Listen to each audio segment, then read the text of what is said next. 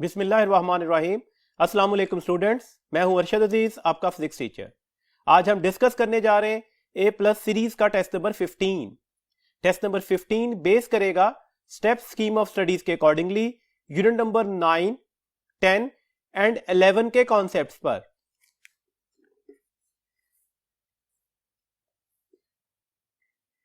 जी students, question number 86 है, the threshold wavelength is 2000 into 10 raised की power -10 metre. The work function of metal is. Photoelectric effect आपने work function का formula पढ़ा होगा, वहां से आपने वर्क फंक्शन ही कैलकुलेट करना है, लेकिन गिवन क्या है? Threshold wavelength. देखिए वर्क फंक्शन का फार्मूला क्या होता है? That is the HF0, where F0 क्या होती है? Threshold frequency. अब सबको पता है C किसके बराबर होगा? That is equal to the F lambda. अगर ये थ्रेशोल्ड फ्रीक्वेंसी है तो ये थ्रेशोल्ड वेवलेंथ होगी। दिस मींस दैट F0 किसके बराबर आ जाएगा? C ओवर लैम्डा नॉट के। तो अगर मैं F0 की जगह F0 की वैल्यूज लगा दूं तो ये फार्मूला किस टर्म में आ गया? In terms of the wavelength आ गया। अब आप वैल्यूज लगा दीजिएगा। H की वैल्यूज 6.63 इंटू 10 raised की power -34। C is the speed of light, उसकी वैल्यूज लिख दे, और लैम्डा आपके पास गिवन था, वो वैल्यूज लिख दे। देखिए 6.63 को जब आप 3 से मल्टीप्लाई करेंगे तो ये 19.89 आ जाएगा। ये इस चैप्टर में बार बार कैलकुलेशन करनी होती है ना, तो डेट्स वाई ये जुबानी भी याद रखिएगा। -34 10 की पावर है, और इधर 10 की पावर क्या है? 8। -34 प्लस 8 कितने हो गए? -26। तो 10 इसकी पावर कितनी हो गई? 10 इसकी पावर -26। डाउनवर्ड अगर आप देख रहे हैं डिनोमिनेटर को, ये 2 एज इट इज आ जाएगा। 1, 2 एंड 3 10 रेज़ की पावर +3 हो गए ना। 3 zeros 10 रेज़ की पावर +3 को रिप्रेजेंटेशन दे रहे हैं, और ये 10 रेज़ की पावर -10 था, तो यहां पर क्या बचा? 10 रेज़ की पावर -7। 19.89 को अगर आप 2 से डिवाइड करते हैं तो आंसर 9 पॉइंट समथिंग निकलेगा, दैट इज 9.94। और ये 10 रेज़ की पावर -26 थे, और ये 7 ऊपर जाकर प्लस हो गए। देखें ये जो भी आंसर आएगा ये जूल में आएगा। हमें आंसर किस में कैलकुलेट करना है? अगर आप अपनी ऑप्शंस को देख रहे हो तो सारी की सारी ऑप्शन इलेक्ट्रॉन वोल्ट में है। दैट्स से इसका जो आंसर आ रहा है दैट इज द 9.94, और यहां पर 10 रेज़ की पावर -19 आप इसे चार्ज ऑफ एन इलेक्ट्रॉन से डिवाइड कर दीजिएगा। तो मैंने चार्ज ऑफ इलेक्ट्रॉन से डिवाइड कर दिया, ये इससे कैंसिल हो गया। हमें जस्ट इन्हें डिवाइड करना है, तो ऑलमोस्ट जो आंसर है वो 6 के करीब आ जाएगा। तो 6 इलेक्ट्रॉन वोल्ट के करीब करीब हमारे पास आंसर निकलेगा। अगर अपनी ऑप्शंस देखते हो तो ऑप्शन अल्फा है 6.2 milli electron volt, beta option है 6.2 kilo electron volt, Charlie option है 6.2 इलेक्ट्रॉन वोल्ट, डेल्टा ऑप्शन है 6.2 मेगा इलेक्ट्रॉन वोल्ट। तो आंसर ऑब्वियसली 6.2 इलेक्ट्रॉन वोल्ट ही हो सकता है। तो दैट्स द करेक्ट ऑप्शन हो गई चार्ली। 87 क्वेश्चन है जी। Pfund series of hydrogen spectrum is associated with. देखो हाइड्रोजन स्पेक्ट्रम में ना काफी सारी सीरीज निकलती हैं। लाइमन सीरीज अल्ट्रावायलेट रेडिएशन से बिलोंग कर रही होती हैं। बामर विजिबल स्पेक्ट्रम में है। बाकी तीनों की तीनों पेस्चन, ब्रैकेट एंड प्रोफाउंड सीरीज किससे एसोसिएट करेंगी? इंफ्रारेड रेडिएशन से। तो प्रोफाउंड सीरीज इंफ्रारेड रेडिएशन से एसोसिएट कर रही होती हैं। तो दैट्स द करेक्ट ऑप्शन कौन सी हो गई? चार्ली। 88 क्वेश्चन है, the time interval in which the mass of radioactive substance is reduced to half of its initial value। reduce कितना हो रहा है? half of its initial value। तो obviously ये किस चीज की डेफिनेशन है? ये बेसिक सी डेफिनेशन है हाफ लाइफ की। तो that is called the half life। तो हमारे पास करेक्ट ऑप्शन कौन सी होगी? Half life. तो हमारे पास करेक्ट चॉइस कौन सी होगी? चार्ली। नेक्स्ट क्वेश्चन है जी हमारे पास 89, the half life of radioisotope is 5 years. The fraction of atoms left in this substance after 15 years will be। Option alpha है 1 times of its original value, option beta है 3/4 times of its original value, option Charlie है 7/8 times of its original value, option delta है 5/8 times of its original value। सबसे पहले तो आप number of half life calculate कर लें। Number of half life calculate करने का तरीकेकार ये है, जो आपको टोटल टाइम गिवन है उसे हाफ लाइफ के टाइम से डिवाइड कर दीजिएगा, तो आपके पास इस टोटल टाइम में जितनी हाफ लाइफ मौजूद होंगी वो आपको पता लग जाएंगी। तो 15 को जब मैं 5 से डिवाइड करता हूं तो आंसर किसके बराबर आएगा, डेट इज 3। तो 15 ईयर्स के अंदर कितनी हाफ लाइफ मौजूद होंगी, 3 हाफ लाइफ। अब नंबर ऑफ प्रेजेंट एटम का फार्मूला आपको पता है, ये डिकेड एटम की वैल्यूज नहीं है, जो इस वक्त मौजूद है उसकी वैल्यूज का फार्मूला है। तो हमारे पास नंबर ऑफ प्रेजेंट एटम किसके बराबर आ जाएंगे, 1/2 की power number of half life into the n naught, where n naught उसकी ओरिजिनल वैल्यूज के एटम्स थी। तो ये 1/2 की पावर क्या होगी, 3 इंटू n नॉट। 1/2 की पावर 3 का मतलब क्या होगा, 1/8 n नॉट। तो इतने number of atom after 15 years present होंगे। आपने डिकेड एटम कैलकुलेट करने थे, तो डिके एटम किसके बराबर आ जाएंगे, तो डिकेड एटम बराबर आएंगे n not minus 1/8 n not. जो ओरिजिनल एटम्स थे उससे आप माइनस कर दीजिएगा जितने इस वक्त मौजूद हैं, तो आपके पास डिकेड एटम्स की तादाद निकल आई। तो डेट्स वाई n नॉट तो कॉमन निकला, ये 1 माइनस 1/8 होगा, 8 एलसीएम निकलेगा, 8 माइनस 1 कैसे लिखे जाएंगे, 7। तो 7 divided by 8 into n not, तो 7/8 द ओरिजिनल वैल्यू। तो करेक्ट ऑप्शन कौन सी हो गई, चार्ली। क्वेश्चन नंबर 90 है हमारे पास जी। The change in the kinetic energy of a charged particle moving in a uniform magnetic field will be 0 when its velocity is. Option alpha है only parallel to the magnetic field. Option beta है only perpendicular to the magnetic field. Option Charlie है only anti-parallel to the magnetic field. Option delta है at any angle with the magnetic field. अब देखिएगा हमारे पास जब भी एक charge particle को हम प्रोजेक्ट करते हैं किसी भी मैग्नेटिक फील्ड में, ये मूव करना शुरू कर देता है अलोंग द सर्कुलर पाथ। इसकी वजह क्या है, इस पर मैग्नेटिक फोर्स लग रही है। अगर इस पर मैग्नेटिक फोर्स लग रही है और ये सर्कुलर पाथ पर मूव कर रहा है, तो this means that magnetic force और डायरेक्शन ऑफ मोशन में कितना एंगल बन गया, 90 डिग्री। और अगर magnetic force direction of motion के परपेंडिकुलर हो जाए तो वर्क डन उस सूरत में क्या निकल आता है, 0। तो that's why work done by the magnetic force किसके बराबर होता है, वो 0 के बराबर होता है। और वर्क ही किसके इक्वल होता है, the change in kinetic energy के। तो इसका मतलब है काइनेटिक एनर्जी का चेंज भी किसके बराबर आएगा, वो 0 ही के बराबर आएगा, कोई कंडीशन नहीं है।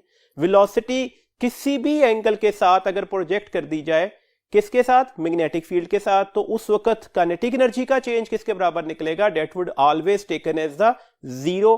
तो इस वक्त हमारे पास करेक्ट ऑप्शन कौन सी हो गई, डेल्टा। क्वेश्चन रेज होता है अगर ये पैरेलल होता है मैग्नेटिक फील्ड के वेलोसिटी, तो देखो अगर मैग्नेटिक फील्ड के साथ चार्ज पार्टिकल की वेलोसिटी पैरेलल है तो उस पर मैग्नेटिक फोर्स तो लग ही नहीं रही ना, तो हम तो मैग्नेटिक फोर्स की कंडीशन के अकॉर्डिंगली वैल्यूज को कैलकुलेट कर रहे हैं। नेक्स्ट क्वेश्चन देखिएगा जी, हमारे पास है 91। Two charges are placed in vacuum at a certain distance and the force acting between them is F. If a medium of dielectric constant 4 is introduced around them, the force now will be. देखिए हमारे पास coulomb force या electrostatic force का expression आप सबको अच्छी तरह से पता है, F is equal to 1/4 pi epsilon naught Q1 multiplied by Q2 divided by R square, where epsilon naught क्या है, that is the permittivity of the free space. तो एक्चुअली फैक्टर भी यहीं पर चेंज होने हैं ना जब आप मीडियम इंट्रोड्यूस करवाते हैं। तो ये फॉर्मूला भी हमने पढ़ा हुआ है, F medium is equal to the F vacuum divided by the epsilon R, where epsilon R क्या होता है, डाइलेक्ट्रिक कांस्टेंट। तो हम कहते हैं कि अगर हम मीडियम इंट्रोड्यूस करवा दें दो चार्जेस के दरमियान, तो उसके फोर्स की वैल्यूज 1/एप्सिलॉन आर टाइम फैक्टर रिड्यूस हो जाती है। अब पहले फोर्स कितनी थी, एफ, डाइलेक्ट्रिक कांस्टेंट की वैल्यूज क्या है, 4। तो इसका मतलब है अब फोर्स मीडियम आने की वजह से कितनी रिड्यूस हो चुकी होगी, 1/4 ऑफ इट्स ओरिजिनल फोर्स या F/4। तो दैट्स द करेक्ट ऑप्शन कौन सी हो गई, चार्ली। 92 क्वेश्चन है जी। The total resistance between the point A and B in the given circuit is. आपके पास एक सर्किट बना हुआ है, आपने A और B पॉइंट्स के दरमियान टोटल या इक्विवेलेंट रेजिस्टेंस कैलकुलेट करनी होगी। अब देखिएगा आपको नजर आ रहा है ये 5 ओम, ये 5 ओम और ये 5 ओम, ये 1, 2 एंड 3 5 ओम के रेजिस्टर्स आपस में किस कॉम्बिनेशन में लगे हुए, पैरेलल कॉम्बिनेशन में।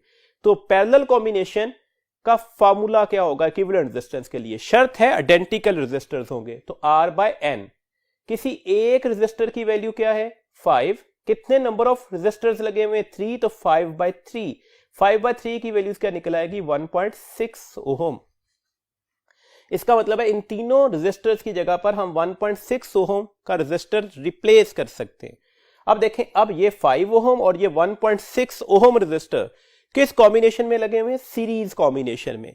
तो अब इसका मतलब हुआ अब टोटल या इक्विवेलेंट रेजिस्टेंस क्या आ जाएगी? इन दोनों वैल्यूज को सिंपल ऐड कर दीजिएगा तो आंसर निकल आया 6.6 ओहम। तो करेक्ट ऑप्शन हमारे पास कौन सी हो गई? That would be the delta. Next question है जी हमारे पास 93। F is the maximum magnetic force acting on a conductor. Now if we change the direction of the conductor and it makes an angle 45 degree with magnetic field, then the force become. अब सबको पता है कि हमारे पास force, कौन सी force ले रहे हैं? Magnetic force. किसके ऊपर? करंट कैरिंग कंडक्टर जो मैग्नेटिक फील्ड में रखा गया है। उसका फॉर्मूला क्या होता है? ILB sine of alpha. तो मैक्सिमम कब होगा? जब अल्फा या एंगल की वैल्यूज या थीटा की वैल्यूज क्या निकलेगी? 90 डिग्री। तो साइन ऑफ 90 क्या होता है? 1 होता है। तो एफ मैक्सिमम किसके बराबर आ गया? ILB के। अब सिंपल क्वेश्चन ये दिया गया कि कंडक्टर इस तरह से रखा गया है कि मैग्नेटिक फील्ड के साथ 45 डिग्री एंगल बना रहा है। तो अब आपने बताना है कि फोर्स कितनी होगी। तो अब फोर्स की वैल्यूज क्या आ जाएगी? ILB, और यहां पर क्या लग जाएगा? Sign of 45। साइन ऑफ 45 की वैल्यूज क्या होती है? 1/2 अंडर रूट। तो ये किसके बराबर है? एफ मैक्सिमम के। तो ये F maximum divided by 2 under root. तो ये आपके पास इसका आंसर निकल आएगा। अगर एफ मैक्सिमम को आप एफ से डिनोट करते हैं तो ये एफ बाय 2 अंडर रूट भी लिखा जा सकता था। ये फोर्स आप कैलकुलेट करना चाह रहे थे। तो इसके अकॉर्डिंगली हमारे पास करेक्ट ऑप्शन कौन सी होगी? That is the Charlie. 94 question है जी हमारे पास।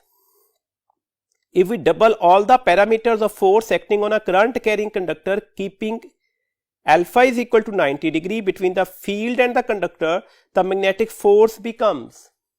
देखिए once again फॉर्मूला यही यूज हुआ ना, F is equal to the ILB sine of, condition दे दी गई कि ये 90 डिग्री ही है। तो साइन ऑफ 90 क्या होता है? 1। तो आंसर क्या निकल आएगा? ILB। अब आपसे कहा गया इसी एंगल पर, मतलब 90 डिग्री एंगल के ऊपर तमाम पैरामीटर्स को डबल कर दिया। अब फोर्स पर क्या फर्क पड़ेगा? तो नई फोर्स क्या हो जाएगी? I डबल होकर 2I हो जाएगा, L लेंथ डबल होकर 2L हो जाएगा, मैग्नेटिक फील्ड की वैल्यूज डबल होकर 2B हो जाएगी। 2 मल्टीप्लाई बाय 2 4 मल्टीप्लाई बाय 2 8। तो ये 8 आ गया और ये ILB एज इट इज आ गया। तो ये ILB किसके बराबर था? F के। तो अब फोर्स कितने टाइम बढ़ गई? 8 टाइम्स बढ़ चुकी होगी। तो डेट से हमारे पास करेक्ट ऑप्शन आ गई चार्ली। 95 क्वेश्चन है जी। The atom is excited to an energy level E1 from its ground state energy level E0। E0 से एटम एक्साइट होकर अपने किस जगह पर आ चुका है? E1 एनर्जी लेवल पर। The wavelength of the radiation emitted is, कितनी वेवलेंथ एमिट हो रही होगी? तो अब हमने कैलकुलेशंस करनी है। देखिए हमारे पास थर्ड पोस्टुलेट है बोर एटॉमिक मॉडल का। एनर्जी डिफरेंस जो दो एनर्जी स्टेट्स के बराबर होता है, that is equal to the HF, where HF क्या है? That is the energy of the photon. अब यहां पर एनर्जी डिफरेंस कितना निकला? E1 minus E0। F किसके बराबर आएगा? C बाय लैम्डा के। अगर आपने लैम्डा कैलकुलेट करना है तो लैम्डा इधर मल्टीप्लाई हो जाएगा और ये फैक्टर इस साइड पर आकर डिवाइड हो जाएगा। तो लैम्डा की वैल्यूज निकल आएगी HC divided by E1 minus E0। तो करेक्ट ऑप्शन हमारे पास है चार्ली। 96 क्वेश्चन है जी। Which one of the following graph represents the output of an X ray tube? X ray tube के अंदर हमारे पास कौन सा ग्राफ बेस्ट रिप्रेजेंटेशन दे रहा है? देखिए एक्सरे ट्यूब में हमारे पास दोनों किस्म के एक्सरेज मिलेंगे, कैरेक्टरिस्टिक्स भी और इसके अलावा कॉन्टिन्यूअस भी। देखिएगा हमारे पास ये वाली वेवलेंथ तो लैम्डा मिनिमम जिसे हम कॉन्टिन्यूअस स्पेक्ट्रम बोलते हैं, तो वहां से रिप्रेजेंटेशन हो रही है और इसकी पीक बता रही है कैरेक्टरिस्टिक्स एक्सरेज को। तो डेट से आपके पास ग्राफ कुछ इस तरह से बनता हुआ नजर आएगा और ये ग्राफ इंटेंसिटी और वेवलेंथ के दरमियान बना हुआ है। तो डेट से करेक्ट चॉइस हो जाएगी अल्फा। नेक्स्ट क्वेश्चन है जी हमारे पास 97। The potential difference between the target and cathode of an X-ray tube is 40 kilovolt and the current is 20 milliampere. What is the minimum wavelength of the emitted X-rays? देखिए current से confuse नहीं होना, current का data use ही नहीं होना। Minimum wavelength calculate करने के लिए हमें सिर्फ पोटेंशियल डिफरेंस चाहिए था।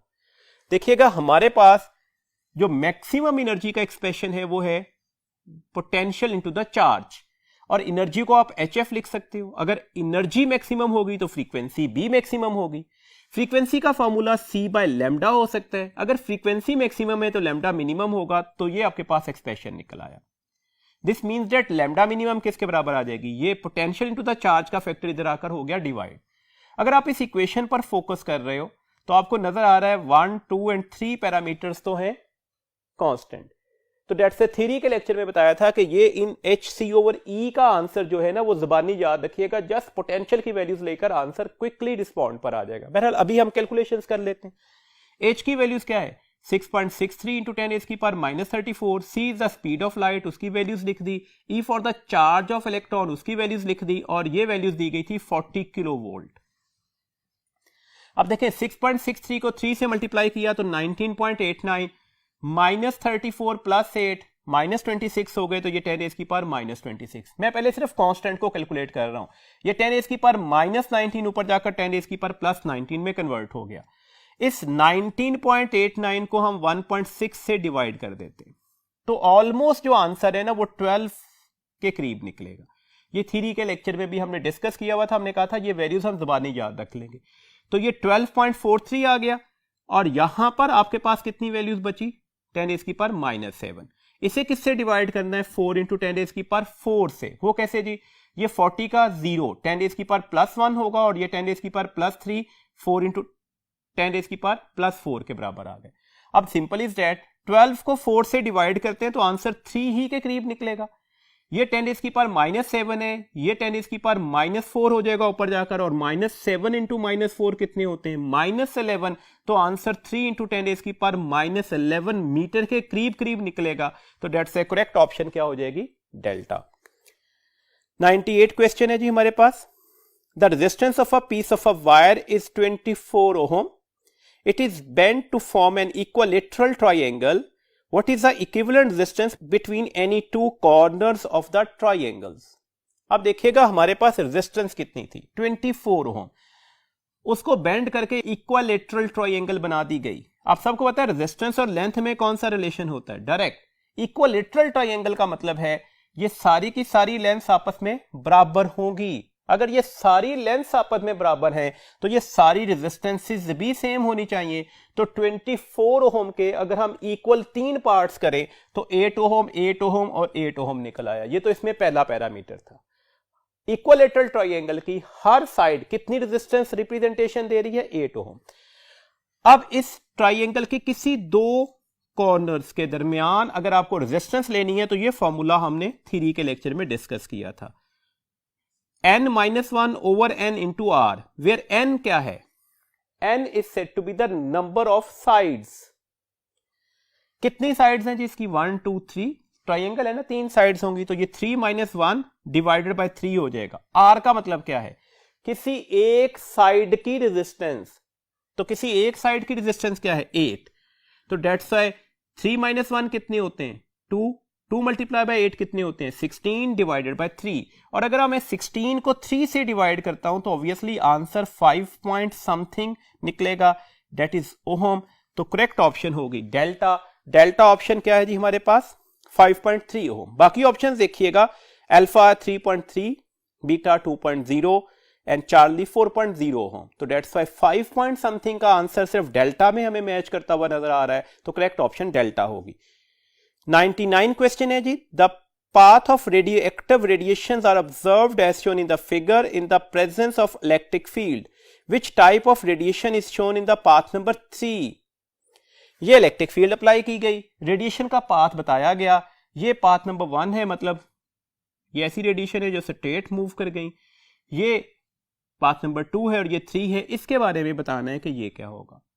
देखिए किस साइड पर बैंड कर रहा है जी, पॉजिटिव टर्मिनल की साइड पर। इसका मतलब है ये रेडिएशंस क्या होंगी नेगेटिव।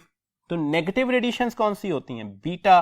तो ये पाथ नंबर 3 किस चीज को रिप्रेजेंटेशन दे रहा है बीटा पार्टिकल्स को। तो करेक्ट ऑप्शन कौन सी हो गई बीटा। 99 में जो बीटा ऑप्शन है उसे बीटा ही लिखा गया। क्वेश्चन नंबर 100 है, a beta particle is fast moving electron during a beta decay, how the atomic number and the mass number of nucleus changes. देखें आपसे कह दिया गया, बता दिया गया कि ये beta particle fast moving electron है एमिटेड फ्रॉम द न्यूक्लियस। तो अगर ये fast moving electron radioactive decay से एमिट होते हैं तो अब डॉटर के चार्ज और मास पर क्या फर्क पड़ेगा। सिंपल इज दैट, यहां पर हमारे पास कंजर्वेशन तो होल्ड करनी चाहिए ना चार्जेस और मास की। तो डेट्स वाई बीटा का मास क्या होता है 0, इसका मतलब है मैथ पर तो कोई फर्क नहीं पड़ेगा, जबकि एटॉमिक चार्ज पर क्या फर्क पड़ेगा या एटॉमिक नंबर पर क्या फर्क पड़ेगा। ये -1 हमें लीड कर रहा है। डॉटर का जो एटॉमिक नंबर है वो पेरेंट से +1 में आ जाएगा, तो ये Z+1 हो जाएगा, जबकि एटॉमिक मास क्या रहेगा, रिमेन सेम। तो इसके अकॉर्डिंगली हमारे पास करेक्ट ऑप्शन हो गई Charlie.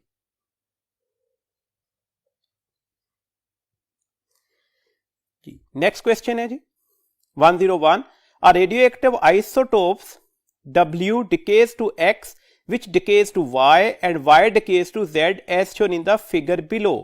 What is the change in mass number of Z with respect to the W? देखें आपके पास एक सीरीज ऑफ सीक्वेंस दिया गया, पहले बीटा मिट हुआ, फिर alpha and then alpha. Parent nuclei जो है उसे हम W लिख रहे हैं और जो फाइनल डॉटर न्यूक्लियाई है उसे हम Z लिख रहे हैं। आपने सिर्फ यह बताना है कि Z के मैस नंबर पर क्या फर्क पड़ेगा। क्या एक्टिविटी हुई जी, beta, alpha and alpha.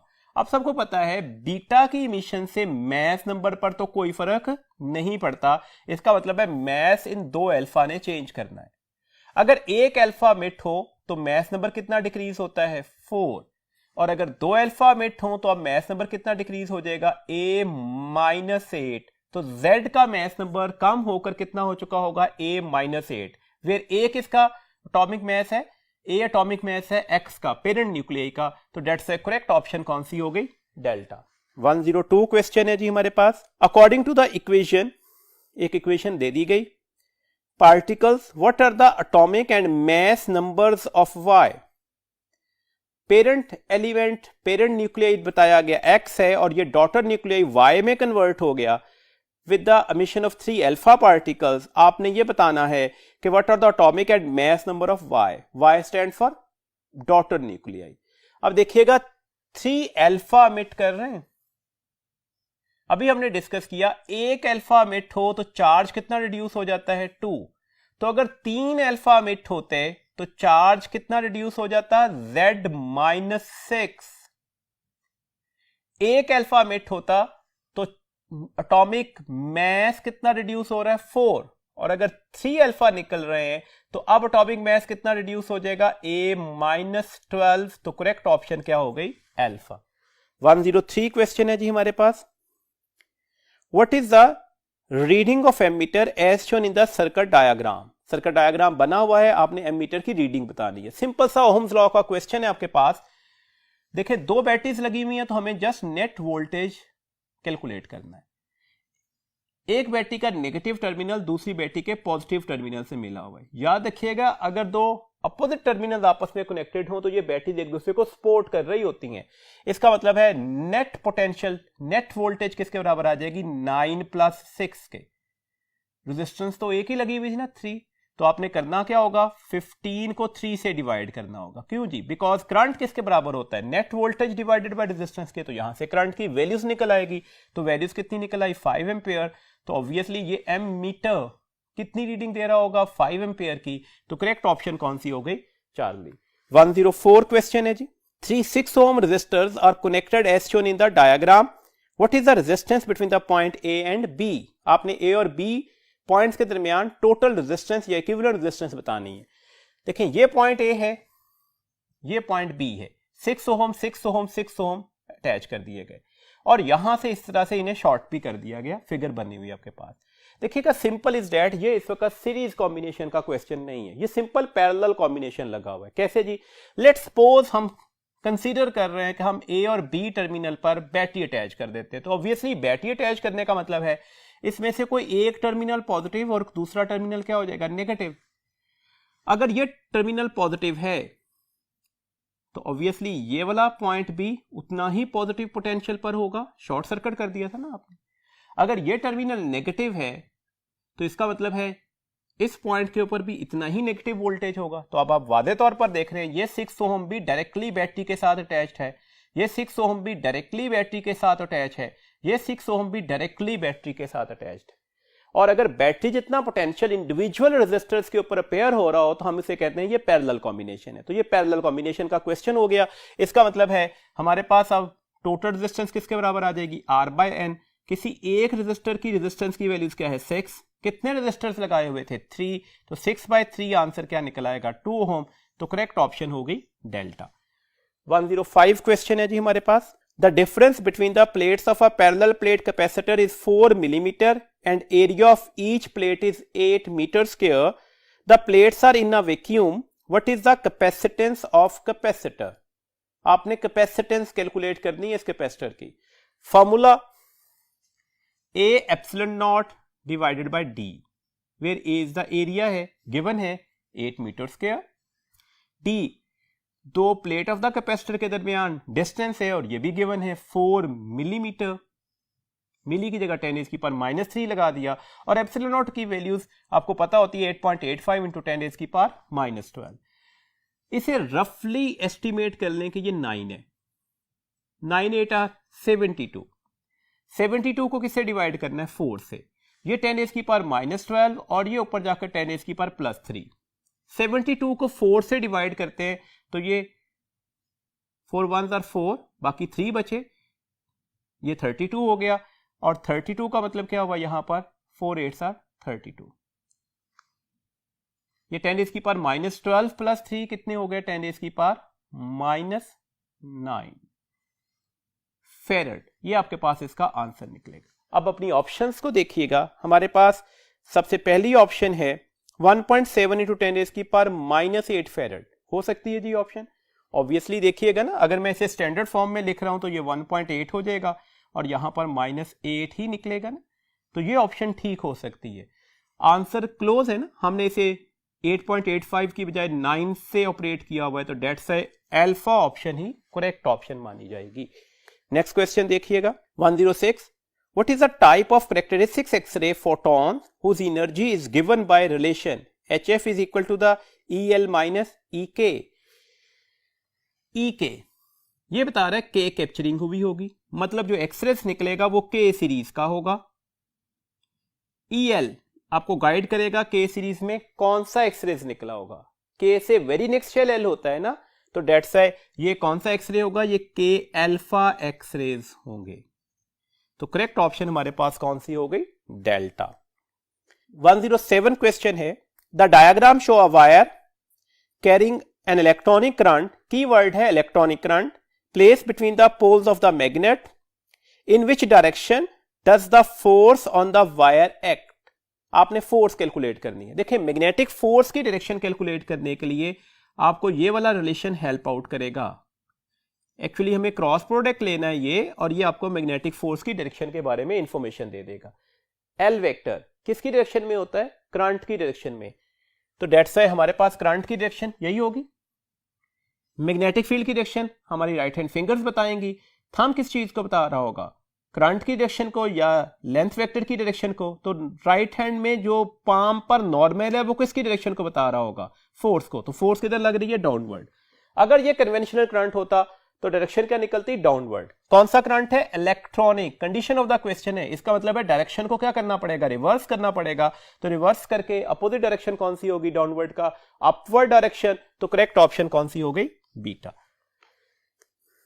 108 question है जी 100 volt potential difference is applied across the plates of 1 microfarad capacitor, what is the energy stored capacitor. आपने कैपेसिटर में एनर्जी स्टोर कैलकुलेट करनी है। सिंपल सा फॉर्मूला होता है, that is a half CV²। C की वैल्यू 1 माइक्रोफेरेड थी, micro की जगह 10⁻⁻6 लगा दिया। V 100 वोल्ट था, तो मैंने 2 दफा 100 को मल्टीप्लाई कर दिया, तो ऑटोमेटिकली स्क्वायर हो जाएगा। 1/2.5 हो जाएगा। 100 इंटू 100 10⁻⁴ होगा, और 10⁻⁻6 इंटू 10⁻+4 कितने हो जाएंगे, 10⁻⁻2। ये जूल में आंसर निकल आया। अगर आप इसे स्टैंडर्ड फॉर्म में लिखना चाह रहे हैं तो ये क्या लिखा जाएगा, 5 इंटू 10⁻⁻3 जूल, तो डेट इज 5 मिली जूल। तो करेक्ट ऑप्शन क्या हो गई, चार्ली। क्वेश्चन नंबर 109 है the force between the 2 point charges place at a certain distance is F. If the magnitude of both charges is halved and the distance between them is quartered, then the new force between these charges is. देखिए आपके पास electrostatic force का expression क्या होता है, that is equal to the K Q1 Q2 over R square. अब नई force किसके बराबर हो जाएगी, K पर तो कोई फर्क नहीं पड़ा ना, प्रोपोर्शनैलिटी कांस्टेंट है।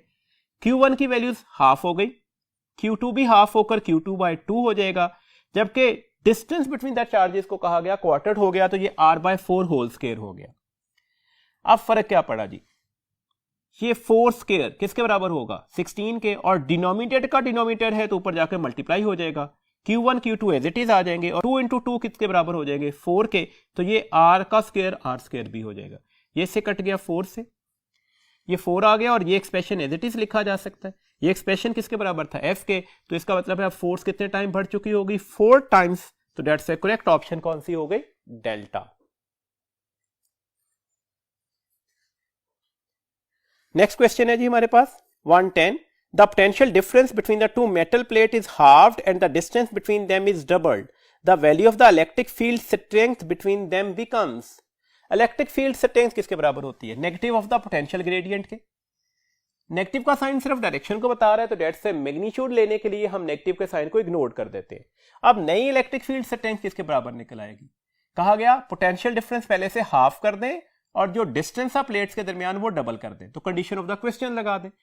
ये डिवाइडेड बाय 2 इधर जाकर मल्टीप्लाई हो जाएगा, तो 2 मल्टीप्लाई बाय 2 क्या हो जाएंगे 4, तो ये 1/4 हो गया, ये del v by del r as it is आ गया। इसका मतलब है ये अब नई वैल्यूज ऑफ इलेक्ट्रिक फील्ड किसके बराबर आ जाएगी, पहले वाली वैल्यूज का 1/4 पार्ट, तो दैट्स द करेक्ट ऑप्शन क्या हो गई डेल्टा। नेक्स्ट क्वेश्चन है जी हमारे पास 111, for a positive charge the electric field lines are.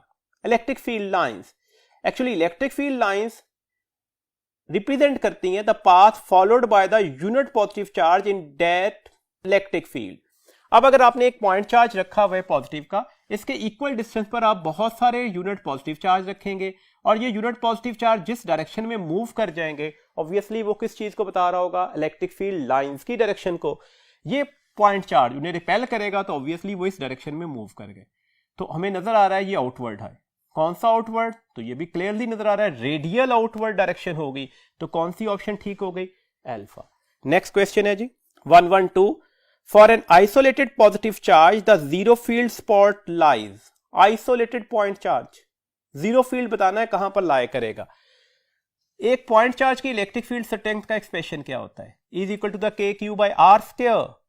अगर हम यहां पर जीरो करना चाह रहे हैं तो ऑब्वियसली ये वाली वैल्यूज क्या होगी इन्फिनिटी। अगर r इंफिनिटी पर चला जाए, आप इन्फिनिट डिस्टेंस पर चले जाओ, तो वहां पर जीरो फील्ड स्पॉट बन रहा होगा, तो करेक्ट ऑप्शन क्या हो गई चार्ली। 113 क्वेश्चन है जी, which of the following is a long range force. Option alpha है इलेक्ट्रोस्टैटिक फोर्स, ऑप्शन बीटा है ग्रेविटेशनल फोर्स। तो ऑब्वियसली इलेक्ट्रोस्टैटिक फोर्स भी लॉन्ग रेंज फोर्स है, ग्रेविटेशनल फोर्स भी लॉन्ग रेंज फोर्स है, तो चार्ली ऑप्शन होगी बोथ अल्फा एंड बीटा। तो कौन सी ऑप्शन ठीक हो गई both alpha and beta, that is the Charlie. 114 question है जी, the expression to find unknown EMF EX corresponding to the EX balancing length is L। ये स्मॉल l से रिप्रेजेंटेशन दी गई। By using a potentiometer energized with a known source of EMF E, which balancing length is capital L, is given by। तो हमारे पास ये एक simple सा expression है ना, EX is equal to the L over capital L into E. Actually हमारे पास दो EMFs के दरमियान वही रेशियो होती है जो इनकी बैलेंसिंग लेंथ के दरमियान होती है, तो डेट से आप EX की वैल्यू इस तरह से कैलकुलेट करेंगे, तो करेक्ट एक्सप्रेशन कौन सा हो गया अल्फा। नेक्स्ट क्वेश्चन है जी हमारे पास, the sum of electric force and the magnetic force acting on a charge is called. तो बुकिश इंफॉर्मेशन है, the vector sum of the electric and magnetic force is known as the Lorentz force. तो इसे क्या बोला जाता है लॉरेंट्ज force. तो इसके अकॉर्डिंगली करेक्ट ऑप्शन कौन सी हो गई चार्ली। ये था जी आखिरी क्वेश्चन इस टेस्ट का। होपफुली तमाम बातें आपको बहुत अच्छी तरह से समझ में आ गई होंगी। अपना बहुत ख्याल रखिएगा। अल्लाह हाफिज।